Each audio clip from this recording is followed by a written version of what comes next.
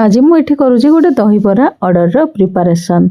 राति यहाँ बाटिकी मुझे रखी माने इवनिंग टाइम रे भिजे देती 8टा बेलू आ 10टा ରୁ 10:30 भितर मुझे बाटिकी यहाँ रखी आ चोपा लगा बिरी यहाँ करंतु बहुत ही भल बनब आपण मानकर बहुत माने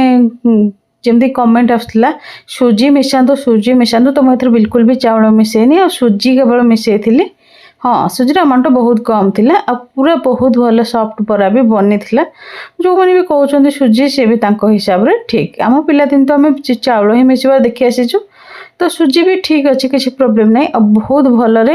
माने संध्या 8टा बेलू भिजे देती 12टा बेलू राति 12टा 11टा पाखापाखि बाटी देकी सुजी मिसेकी छाड़ी देती बाहर